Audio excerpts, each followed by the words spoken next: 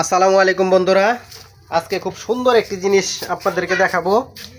দেখেন এই যে আলুর বীজ কিভাবে ফেলা হয়। দেখেন অনেক কিছুর বীজ ফেলা দেখছেন, মানে আলু বপন করার জন্য যে আলুর বীজ তৈরি করা হয়। দেখেন এই যে এগুলো হচ্ছে ফার্মের আলু, এইগুলো জমির মধ্যে বুনবো।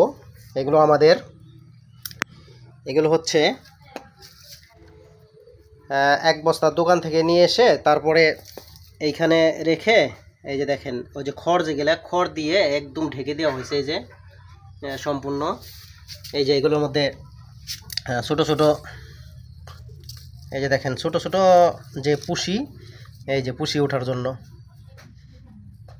এই যে পুষি আমি দেখাচ্ছি। এই যে দেখেন এই পুষিগুলো ওঠার জন্য, তারপরে এইগুলো ওই যে এইভাবে কাটতে হবে।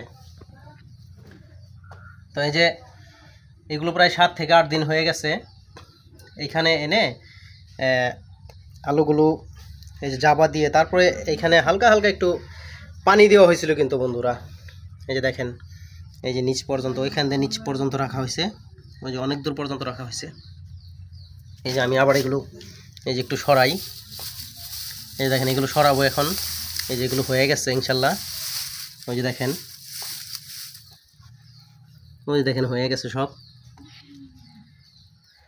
এই আমি এগুলো এখন আমরা সরাবো। এগুলা ফেলতে হবে। যে এই যে এগুলা খড়গুলো এগুলা সরাই দিব। এই যে এগুলো সরাই দিয়ে এই যে ওই যে খুব যত্ন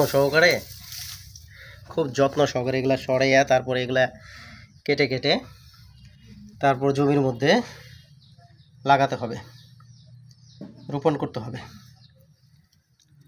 এই যে দেখেন এই যে প্রত্যেকটা আলুর মধ্যেই, এই যে আমি এইখান থেকে যদি আরেকটা নেই, দেখেন এই যে এই দেখেন এই যে এটার মধ্যে দেখেন কয়টা হয়েছে, পুষি হয়েছে।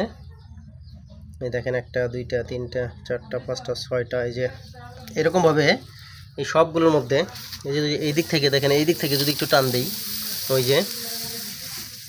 যে দেখেন, ওই যে দেখছেন এই যে এগুলো হচ্ছে আমাদের আলু।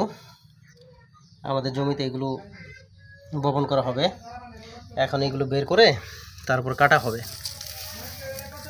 এই যে এগুলো কাটার পরে ওই যে হয়েছে, ওই যে ওখান দিয়ে ওই পর্যন্ত থেকে এই পর্যন্ত, মানে এখানে 60 কেজি আলু আছে।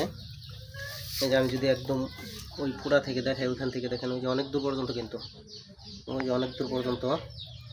এই যে এখান থেকে এই যেগুলো ঢাকা আছে এগুলো সরাইতে হবে, তারপর কেটে তারপর এগুলো রোপণ করতে হবে। তো ঠিক আছে বন্ধুরা, আজকের মতো বিদায় নিচ্ছি। সবাই ভালো থাকবেন। আল্লাহ হাফেজ।